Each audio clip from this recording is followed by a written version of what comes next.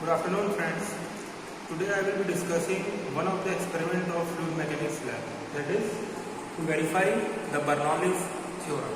So first we will see what is Bernoulli's theorem. We already learned that in our classroom that Bernoulli's theorem is an energy equation which works on law of conservation of energy, which states that energy can neither be created nor be destroyed, but it can be converted from one form to another. So when fluids flow in a pipe, there are generally considered three forms of energy. First one is pressure energy, second one is kinetic energy, and third one is potential energy. According to Bernoulli's theorem, the sum total of all these three energies will remain constant throughout the flow. So if you take two sections at different points in a flowing fluid in a pipe, then at section 1, suppose pressure head is given by rho g, velocity head is given is square by rho g, and potential head is Z1, then the sum of this head will be equal to the sum of this head in some other section, that is section 2, which is pressure head at section 2, kinetic head at section 2, and potential head at section 2. So we can say that the sum of pressure head, kinetic head, and potential head will remain constant throughout the flow. But this is when the case is ideal. But when generally fluid flow, there will continuously loss of energy. So because of this loss of energy, this head will go on decreasing in the direction of flow, that we will see in our experiment. Now we will move to the setup and learn about the experimental setup and its working. So this is the experimental setup of Bernoulli's theorem. This is the storage tank in which water gets stored, and from this storage tank water will come out to this pipe. This pipe is of converging diverging cross section. We can see that there is a continuous decrease in cross section area from this portion to this portion, and again the cross section area increases in second half of the pipe. This is the knob to regulate the flow rate. This is where the water from the storage tank and discharges here. This is the collecting tank. This is the collecting tank. This is the storage tank of water. From here water went to this storage tank when we put on the motor. These are the pipes which show the pressure head. When fluid flow, when water flow in this pipe, water will move in this pipe, and the height of water level is different in each pipe, and this will give the pressure head. Okay, so this is the complete setup of Bernoulli's apparatus. Now we will perform the experiment. First we have to put it on. When we put it on, motor will get on and water start storing here from this tank. Okay. At present, this knob is closed. Water is not flowing in this pipe. Okay. Once I open this knob, water from this tank will flow to the pipe and will discharge here. Okay. Now see, pressure head can be directly loaded from the right of water level in this pipe. It can be seen like this. We can see here that continuously the level of water is increasing. Here also, here also, here also, here also. Okay. Now this is converging, diverging pipe. So area here is maximum, and the area of the pipe will go on decreasing at the center, and again it will start increasing. Now area, we know from continuity equation that area is maximum, then velocity will be minimum. So from continuity equation we can say that velocity is minimum here, and when we move to the converging section, velocity is increasing. Again, this is a horizontal pipe, so potential head will remain constant for the complete pipe. So there are 10 sections, 1, 2, 3, 4, 5, 6, 7, 8, 9, 10 up to here.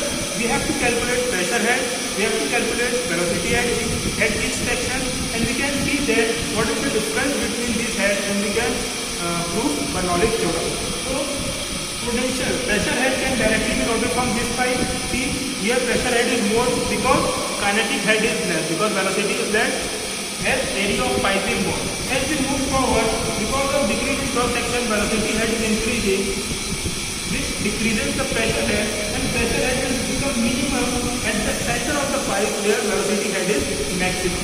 Again, because of diverging pipe, velocity is increasing and pressure head is decreasing, and pressure head is again decreasing. So we will get a curve like this, and we can know the reading from here. So this is our observation table. So what are the various thing that we have to note. This is rise of water level in pipe.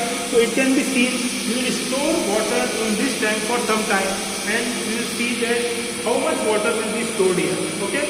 From here, the height of the rising level of water can be judged. You can see that I had already some water is there in the tank, so it is showing some head. Okay. Now kinetic head, pressure head can be taken from this. Now the area of the tank is 0.1 meter square. This tank area is 0.1 meter square. It gets stored up to this height. So area into height, we get volume of water stored in this pipe. Once we get volume of water stored in this pipe, in how much time this water is stored, we divide it by the time in seconds. So we will get flow rate Q. Once we get flow rate Q, here the diameter of pipe at each section is given. It is given here 25 mm, 22 mm, 19 mm, 17 mm. So we can correspondingly calculate the area at different section of the pipe. From this flow rate, when we divide area, we know that conductive equation is equal to Q is equal to area into velocity. So when this Q is divided by the area, we get velocity of fluid at different heads, and when we divide this velocity square by 2g, we get the velocity head. This TW by Z we are getting directly from here. Okay. Because Z is a constant, this is horizontal pipe, so Z will be constant, so Z will be same throughout the pipe, pressure head is different, and finally we get the total head which comprises of pressure head, potential head and kinetic head. Now we'll perform the, I had told you how to perform the experiment, now we will directly go to the observation table. Okay. Now see, this is our observation table. We have performed the experiment, and this S2 minus S1 is the rising level of water in the storage tank, in the measuring tank. Okay. So we have seen that after 60 seconds of time, 190 mm of water, rise of level of water occurred in the measuring tank. So this is the height of S2 minus S1 height in the measuring tank. Okay. This is T, time in second. Area of tank, measuring tank is 10 to the power 5 mm square, which is 0.1 meter square. So we are keeping everything in mm. So I have converted area of tank from 0.1 meter square to 10 to the power 5 mm square. Now this area into height will give volume of water stored in the pipe, and from that volume of water stored in the pipe, we will divide it by time, we will get flow rate, that is 3.16 into 10 to the power 5 mm cube per second. Okay. Here we have seen, I have shown you the 4 section measurement of 4 section only. Okay. So at first section diameter is 25 mm, at second section diameter is 22 mm, at third section diameter is 19 mm and 17 mm. Correspondingly, by pi by 4 d square, the pipe is circular. Pi by 4 d square, we get the area of pipe at different section. Okay. Diameter is 25. 22, 19 and 17 corresponding area this.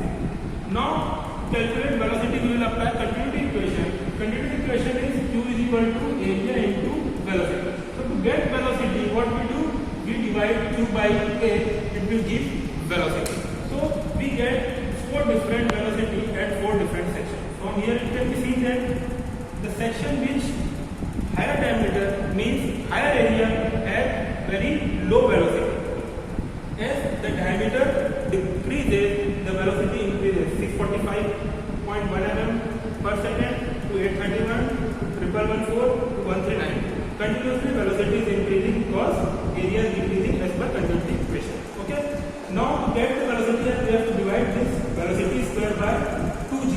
So we get velocity head, corresponding velocity head as 21.21, 35.21 like this. So we get velocity head. This P by rho g plus Z, pressure head plus potential head, we have seen from the experiment, from the setup, that it is 348 mm, 326 mm. In first pipe it is 348 mm, in second pipe 326 mm, 295 mm, and 176 mm. This is the combination of pressure head and potential head. Potential head is neglected because it is horizontal line. Okay, so mainly it is pressure head only.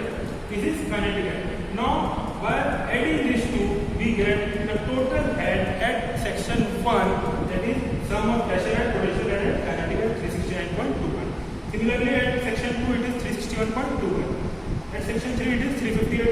231. At section 4 it is 274.7. So these are the various heads at different sections. First 4 sections we have considered. Okay. Now it can be seen that continuously the value of head is decreasing, but according to Bernoulli's theorem, the head should be constant. So why it is happening? Why it is happening? It is because when fluid flow in a pipe, there is a losses due to friction, which come under the category of major loss. So because of that loss, some head is getting lost and we are getting less.